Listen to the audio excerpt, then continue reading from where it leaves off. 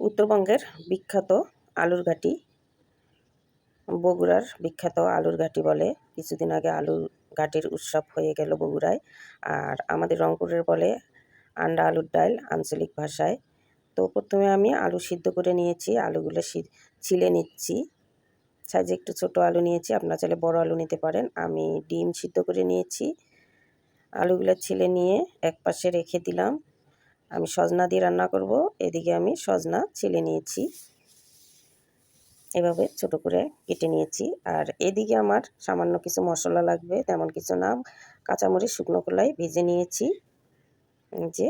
আর এদিকে আমি পিসনিতে জিরা, গোলমরিচ 2 পিস আর হচ্ছে এলাচ বাটা হয়ে গেছে, কিছু উঠে রেখেছি আর একসঙ্গে বেটে নিচ্ছি। মরিচগুলো আমি পিসনিতে বেটে নিচ্ছি। উত্তরবঙ্গের বেশিরভাগ মানুষ পিসনি ব্যবহার করে। আর এদিকে আমি ডিম ও পেঁয়াজ একসঙ্গে একটু ভেজে নিচ্ছি, পেঁয়াজ বেরেস্তা করে নিচ্ছি আর ডিমটাও ভেজে নিচ্ছি।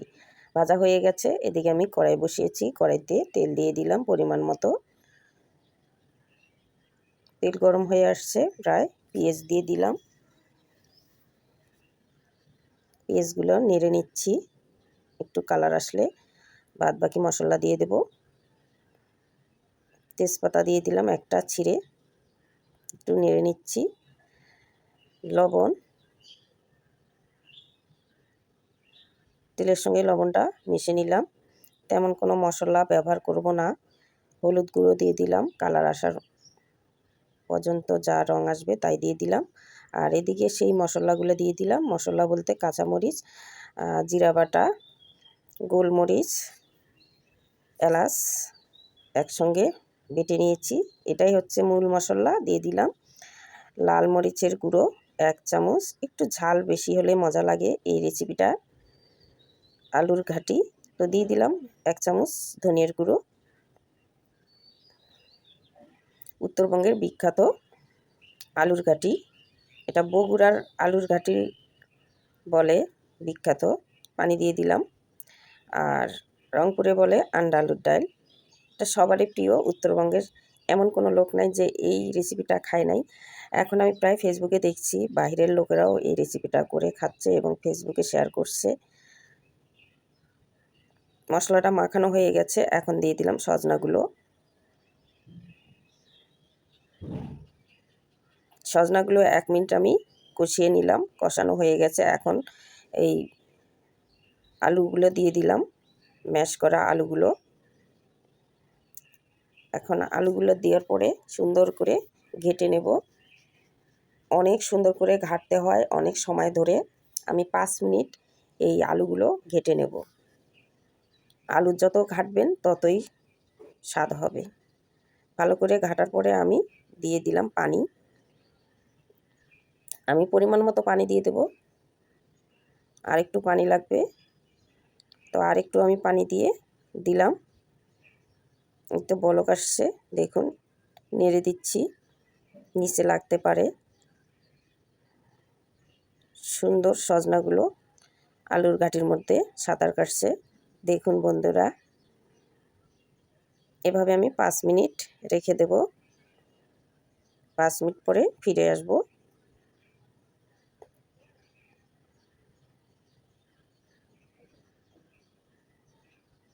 তো ফিরে আসলাম, আসার পরে এখন ডিমগুলো ছেড়ে দিলাম। ডিমগুলোও কিন্তু সাঁতার কাটছে বন্ধুরা, দেখতে পাচ্ছেন যে ডিম দিয়ে দিলাম। আর ওই ভাজা বেরেস্তাগুলো দিয়ে দিলাম। এই তো একটু মিশিয়ে নিলাম আলুর ঘাটির সঙ্গে বা আলুর ডালের সঙ্গে। সুন্দর একটা স্মেল এসেছে কিন্তু।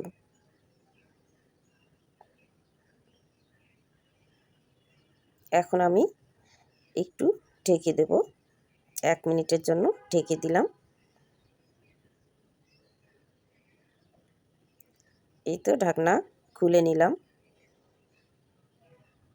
আর একটু নেড়ে দেব। একটু ঘন হয়ে আসছে, আরও একটু ঘন হয়ে আসবে। তো অনেক সুন্দর হয়েছে। এখন আমি দিয়ে দেব সেই ভাজা গুঁড়ো মশলা, একটু উঠায় রেখেছিলাম দেওয়ার জন্য। কি বলবো, কত সুন্দর যে একটা স্মেল এসেছে এই রেসিপি থেকে। আবার 1 মিনিটের জন্য দমে রাখবো। 1 মিনিট পরে ফিরে আসছি বন্ধুরা।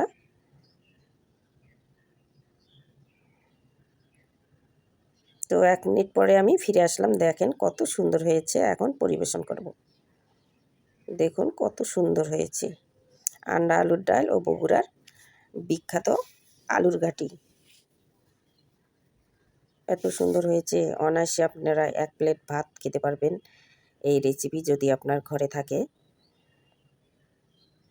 তো বন্ধুরা, আজ এই পর্যন্ত। ভালো থাকবেন, সুস্থ থাকবেন, আর এই রেসিপি করে খাওয়াবেন। এবং প্লিজ ভিডিওটা একটু শেয়ার করবেন উত্তরবঙ্গের লোকদের জন্য, তারা যেন রান্না করতে পারে ভালোভাবে। এভাবে রান্না করলে অনেক স্বাদ, অনেক স্বাদ। আমি কিন্তু ভাত খেয়ে নিচ্ছি, গরম ভাতের সঙ্গে এই আলুর ঘাটি। কত সুন্দর হয়েছে। তো ভালো থাকবেন, সুস্থ থাকবেন। আল্লাহ হাফেজ।